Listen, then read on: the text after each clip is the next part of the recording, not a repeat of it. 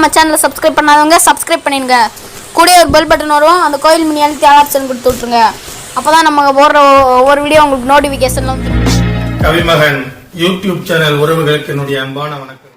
ராமாய ராமபத்ராய ராமச்சந்திராய வேதசே ரகுநாதாய நாதாய சீதாயாம் பதயே நமோ நமः. ஸ்ரீராம ராம ராமேதி ரமே ராமே மனோரமே சகஸ்ரநாம தத்துல்யம் ராம நாம வரானனே. இன்றைய சிந்தனையில் சர்க்கம் 119 தண்டகாரண்யத்தில் புகுதல். போற்றுதற்குரிய அந்த கதையை கேட்டு தர்மம் அறிந்தவரான அனசூயா மைதிலியை தன் இரு கைகளாலும் அணைத்து கொண்டு உச்சி முகர்ந்தார். தெளிவான அழகான இனிமையான சொற்களால் நீ கூறிய சுயம்பர கதையை நான் முன்பே கேட்டிருக்கிறேன். இனிமையாக பேசுகிறவளே, நீ கூறிய கதையில் என் மனம் ஆழ்ந்திருக்கிறது. மங்களகரமான இரவு வேளைக்கு இடம் கொடுத்து ஒளிச் செல்வனான சூரியன் மறைந்து விட்டான். பகலில் உணவை தேடி வெளியே பறந்து சென்ற பறவைகள் அந்தி வேளையில் உறங்குவதற்காக கூடுகளில் புகுந்து கொண்டு சப்தமிடும் ஒளி கேட்கப்படுகிறது. முனிவர்கள் ஈரமான மர உரி அணிந்து கொண்டு குளித்ததால் நீர் சொட்டும் உடலுடன் கையில் ஜலபாத்திரம் ஏந்தியவர்களாக ஒன்றாக திரும்பி வருகிறார்கள். அக்னிகோத்திர குண்டத்தில் முறைப்படி முனிவர்களால் ஆகூதி செய்யப்பட்டு காற்றினால் எங்கும் பரவிய புகை புறாவின் அங்கத்தைப் போல சாம்பல் நிறத்துடன் காணப்படுகிறது. அடர்த்தியான காட்டு பிரதேசங்களுக்கு தொலைவில் இருக்கும் இந்த இடத்திலும் கொஞ்சமாக இலைகளை உடைய மரங்கள் இருளினால் மூடப்பட்டு திக்கு திசை தெரியாமல் எங்கும் மிக்க அடர்த்தியானது போல் காணப்படுகின்றது. இரவு வேளையில் திரியும் பிராணிகள் நாலா பக்கத்திலும் சுற்றி திரிகின்றன. இந்த தபோவனத்தைச் சேர்ந்த விலங்குகள் மான், பசு, கன்று போன்றவை புண்ணியமான வேள்விக்கூடம் போன்ற இந்த இடங்களில் படுத்து கிடக்கின்றன. சீதே, தாரையைகளால் அழகுற்று விளங்கும் இரவு வந்துவிட்டது. ஆகாயத்தில் சந்திரன் தோன்றி நிலா கர்ணங்களை போர்த்தி கொண்டு விளங்குகின்றான். நீ இப்போது செல்வாய், நான் அனுமதி கொடுக்கிறேன். சென்று ராமனுக்கு சேவை செய்வதில் ஈடுபடுவாய். இனிமையான உன் பேச்சினால் நானும் மகிழ்ந்திருக்கிறேன். என் செல்வகுமாரி மைதிலி, திவ்யமான இந்த ஆடை ஆபரணங்களால் உன்னை நீயே அலங்காரம் செய்து கொள். நீ அலங்காரம் செய்து கொண்டு பேரழகுடன் விளங்குவதை நான் கண்ணார கண்டு மகிழ விரும்புகிறேன். அவ்வாறே அலங்காரம் செய்து கொண்ட அவள் தேவ பெண் போல் விளங்கினாள். அவருக்கு தலைவணங்கிவிட்டு ராமனை நோக்கி சென்றாள். தபஸ்வினியான அனசூயையால் அன்பு பரிசாக கொடுக்கப்பட்டவைகளை அணிந்து கொண்டு வந்த சீதையை வாக்குத்திறனுடையவர்களில் சிறந்தவரான ராமன் பார்த்தார். மகிழ்ச்சியும் அடைந்தார். தபஸ்வினியால் அன்பு பரிசாக அளிக்கப்பட்ட ஆடை ஆபரணங்களையும் மற்ற பேச்சுக்கள் எல்லாவற்றையும் ராமனிடம் மைதிலி தெரிவித்தார். ராமனும் பெரும் வீரனான லக்குவனும் மனிதர்களுக்கு கிடைத்தற்கரிய பெரும்பேறு சீதைக்கும் கிடைத்திருப்பதை பார்த்து மிகவும் மகிழ்ச்சியடைந்தார்கள். சந்திரனை ஒத்த திருமுகத்தை உடைய ரகுநந்தரனான ராமன் தபசிகளாலும் சித்தர்களாலும் உபசரிக்கப்பட்டு புண்ணியமான அந்த இரவை அவ்விடத்திலேயே கழித்தார். அந்த இரவு கழிந்ததும் நீராடிவிட்டு அக்னி குண்டங்களில் கோமம் செய்து முடித்த காட்டுவாசிகளான தவசிகளிடம் தாங்கள் அங்கிருந்து புறப்பட்டு செல்வதற்கு புருஷோத்தமர்கள் இருவரும் விடை கேட்டார்கள். அறநெறியில் செல்லும் வனவாசிகளான அந்த தவசிகள் அந்த காட்டில் அரக்கர்கள் எல்லா இடங்களிலும் சஞ்சரித்து தொல்லை கொடுக்கிறார்கள் என்று சொன்னார்கள். இந்த பெரும் கானகத்தில் பல வடிவங்களை எடுத்து மனிதர்களை தின்னும் அரக்கர்களும் மனித இரத்தத்தை குடிக்கும் துஷ்ட விலங்குகளும் இருக்கின்றன.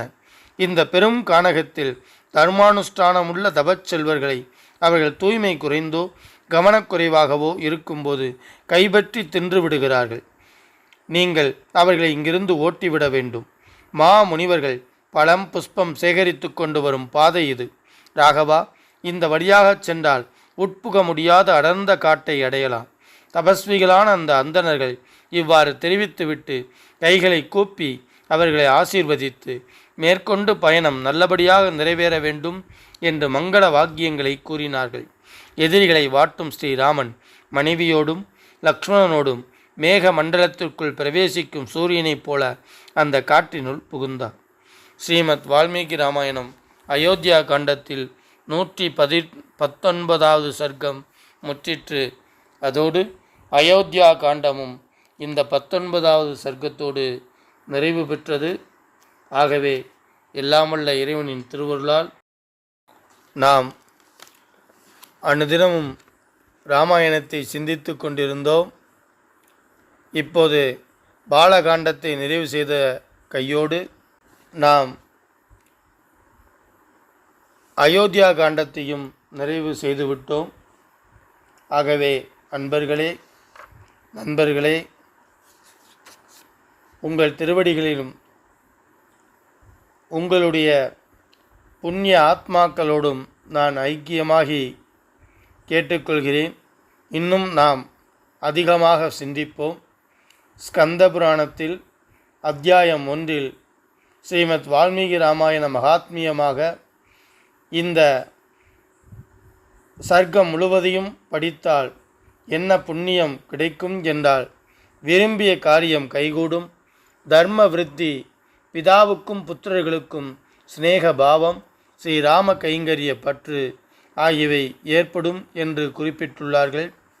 விரும்பிய காரியம் கைகூடுமா, தர்ம விருத்தி ஏற்படுமா, பிதாவுக்கும் புத்திரர்களுக்கும் எப்பையும் சிநேக பாவம் உண்டாகுமா, ஸ்ரீராம கைங்கரியத்தில் பற்று உண்டாகுமா ஆகிய துணை பலன்களோடு நாம் அனுதினமும் படிக்கக்கூடிய பலஸ்ருதியையும் நாம் இப்போது காண்போம். வான்முகில் வளாது பெய்க, மலை வளம் சுரக்க, மன்னன் கோன்முறை அரசு செய்க, குறைவில்லாதுயிர்கள் வாழ்க, நான் மறை அறங்கள் ஓங்க, நற்றவம் வேள்வி மல்க, மேன்மைகொள் சைவநீதி விளங்குக உலகமெல்லாம்.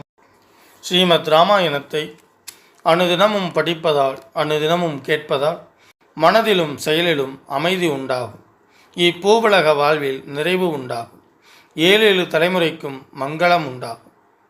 ஸ்ரீமத் ராமாயணத்தை அனுதினமும் ஸ்ரத்தா பக்தியோடு இடைவிடாது சிந்திப்பவர்கள் பூரண சுகம் உடையவராக நோயற்ற தேகத்தோடு நன்மையையே அனுபவிப்பர்.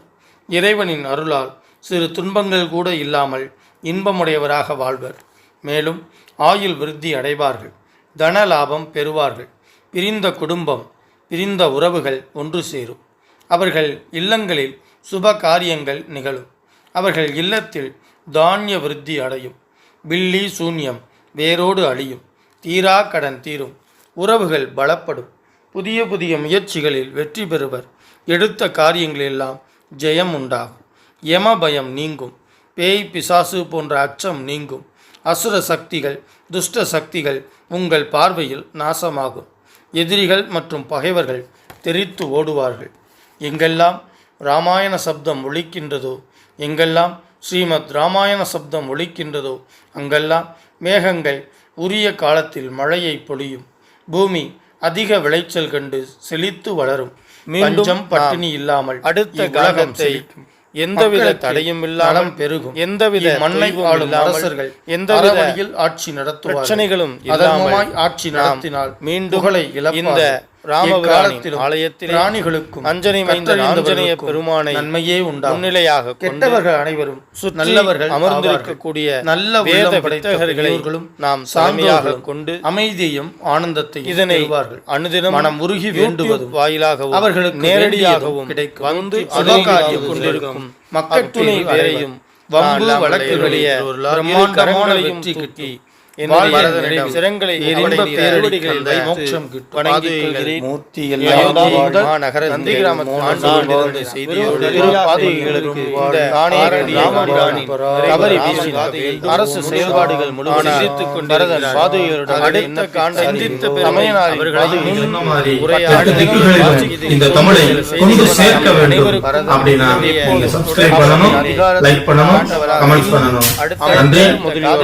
சர்க்கங்கள்